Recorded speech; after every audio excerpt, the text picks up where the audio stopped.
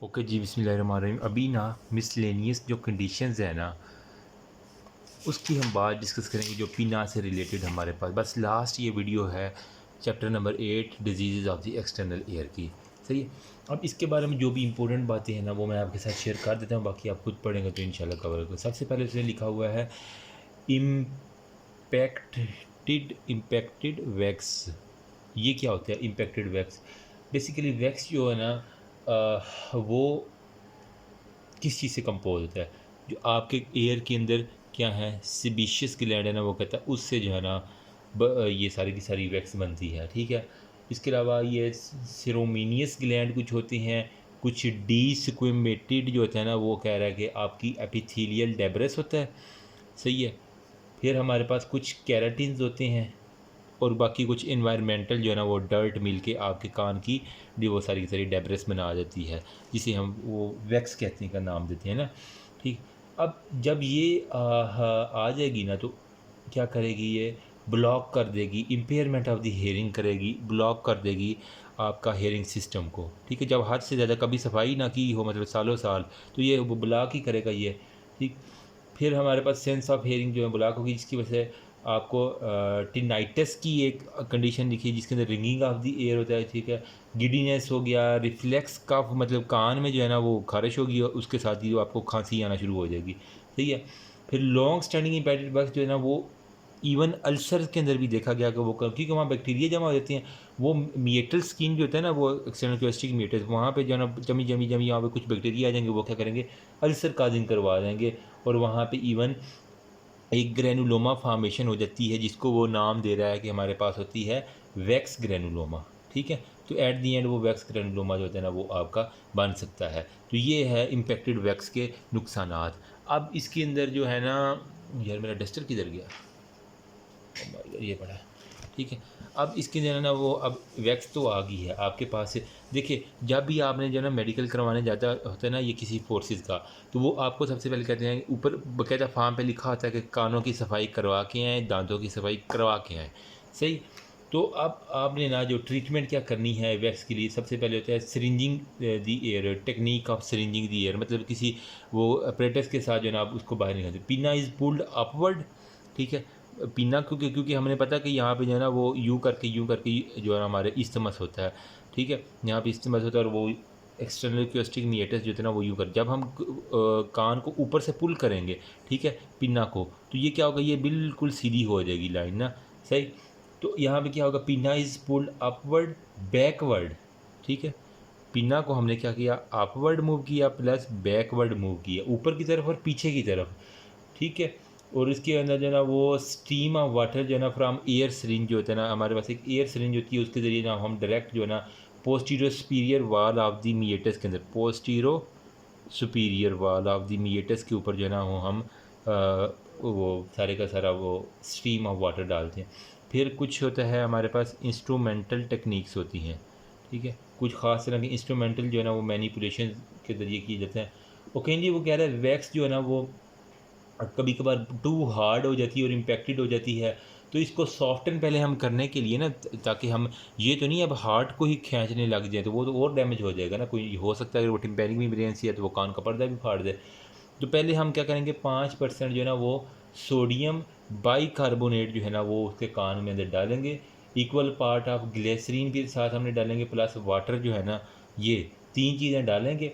ठीक है। उसे कहेंगे कि ये कचरे तुम डाल के आया करो ना, तो twice thrice time a day for few days, चंद दिन पहले उसे कहेंगे कि ये जो कचरे डाला करो। उसके अंदर क्या होता है, 5% सोडियम बाइकार्बोनेट, फिर ग्लिसरीन और फिर पानी होता है। उससे होता ये है कि वो सॉफ्टन हो जाता है, 3-4 दिन इसको लगते हैं। तो पेशेंट को कहते हैं मरीज़ को कि दिन में 2 मरतबा या 3 मरतबा आपने डाल के आना था।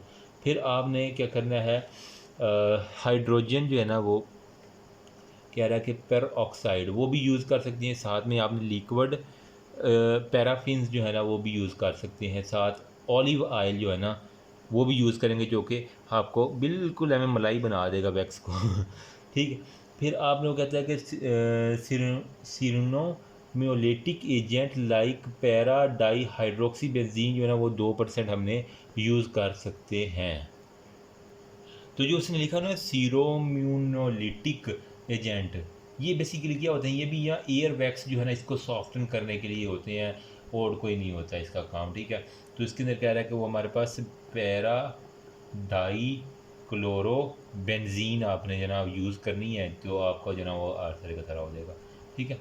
ये तो थे सारे के सारे वैक्स की, इम्पैक्टेड वैक्स के मुतालिक जो इंपॉर्टेंट बातें थी। फिर वो नेक्स्ट कह रहा है, जल्दी से हम देख लेते हैं कि हमारे पास foreign body of the ear अमूमन आते हैं। ये अगर आप ना ये इन इलाकों में जाए ना, ये जनूबी पंजाब वाले में, तो उमन वहाँ जो चने ज़्यादा होते हैं, तो वो चने फंसा के आए होते हैं कानों के अंदर, या वो कहते हैं घुंघरू फंसा लिया है जी। तो इसके अंदर क्या होता है, कुछ हमारे पास लिविंग चीज़ें होती हैं, कुछ नॉन लिविंग चीज़ें होती हैं। नॉन लिविंग में क्या होता है, पीस ऑफ पेपर जो है ना वो कुछ ना कोई हो जाता है, ठीक है। स्पॉन्ज जो है ना वो हो गया, ग्रेन वो सीड लिखा हुआ है, फिर उसने पीस ऑफ चाक लिखा हुआ है, फिर जो वो स्लेट होती है ना पेंसिल वाली, ठीक है, वो डाल के आ जाते हैं। या फिर मेटेलिक बॉल कोई बंटे वगैरह, ठीक है, छोटे छोटे बंटे जो है ना, या फिर broken end of the match stick यानी माचिस की तीलियाँ। अमूमन ये इनको बड़ा ना होता है कि भाई तुमने कानों में मारने के लिए माचिस की तीली मिली थी तुम्हें, तुम वो कोई स्पेशल कोई चीज़ यूज़ कर लो, वो मिलती हैं जो स्वैप से, वो उससे नहीं। लेकिन ये कभी कभी वो चाबियाँ मार मार के कानों के अंदर ना, गाड़ी वाली चाबी वो थोड़ी सी लंबी होती है, तो वो कानों में मार मार के पर्दे फाड़ के आए होते हैं। ऐसे पता नहीं क्या बंदा क्या कहे। अच्छा, मेथड क्या है रिमूविंग की, आपके पास फोर्सेप से आप इनको रिमूव कर सकते हैं। सिंपल फोर्सेप डालो और यूँ खींच लो, मरीज़ दुआएं देता है। सिरिंजिंग आप कर लेना, ठीक है। सक्शन आप कर सकते हैं, कोई शक्कर आपके पास होती है, ठीक है, उसके साथ सक्शन कर 2 मिनट में निकल आती है। Microscopic removal with special instrument, ठीक है। तो अगर तो कोई आगे ज़्यादा डीप चलेगी तो आपने फिर माइक्रोस्कोप भी जो यूज़ करके जो है ना वो अपनी, इसके अलावा पोस्चरल जो है ना वो अप्रोच भी अब करते हैं। मतलब अगर लेफ़्ट साइड में है तो पेशेंट का सर लेफ़्ट साइड की तरफ बिल्कुल झुका के 2-3 ऊपर से ना हल्के हल्के थप्पड़ मारो ना, तो वो यूँ करके नीचे आ जाती है। तो पहला मेरे ख्याल में पोस्चर वाला ही आपको घर में है ना अगर, तो आप यही करें कि उसका ना बंदे को कान को पकड़ें, ठीक है, आप पोस्टीरियर सुपीरियरली सीधा करें और उसके ना उससे ऊपर से थोड़े से थप्पड़ मारें, तो वो ऐसा ऐसा ऐसा ऐसा ऐसा नीचे आ ही जाती है चीज़, ठीक है। तो लिविंग में क्या होता है फिर, लिविंग में चलो वो मानी जाती है कि उड़ती हुई कोई चीज़ आ गई, फ्लाइंग कुछ ना कुछ, या ट्रैवलिंग, इससे वो ज़मीन पे सोया हुआ था जनाब कोई चीज़, या कीड़ा मकोड़ा वो चलता चलता उसके कान में चला गया। या फिर ट्रीटमेंट को इसके अंदर ना वो आपने क्या होता है, इंस्टिलिंग ऑयल होता है, सिपरेट आपने डालना होता है, या फिर अलॉन्ग विद क्लोरोफॉर्म और पानी डाल दो, तो चुप करके वो जो भी इंसेक्ट होगा वहाँ अंदर मार के उसकी ना वो छोटी छोटी जो थोड़े दिनों बाद जाने वो बिल्कुल डिकम्पोज बॉडी बाहर आना खुद ब खुद शुरू हो जाती है। फिर आप उसके हो ना कहेंगे आप ना इसके अंदर वो ड्रॉप्स डाल के तो कानों की सफाई खुद ही कर लिया करो उससे। फिर हमारे पास नंबर 3 पर भी उसने लिखा हुआ है कि कैराटोसिस ऑब्ट्यूरेंस, ठीक है, कैराटोसिस ऑब्ट्यूरेंस, ये क्या होते हैं, collection of pearly white mass of desquamated epithelial cell in deep meatus, ठीक है।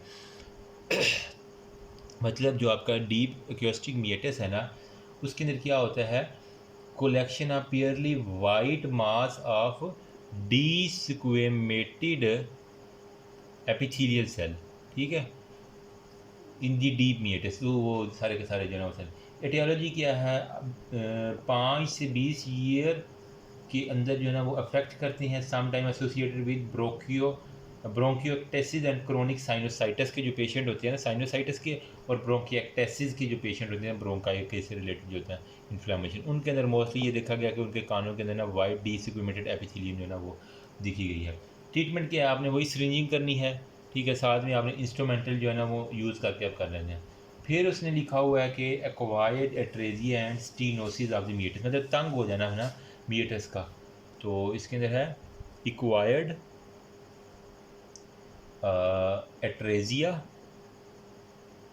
Plus stenosis of meatus.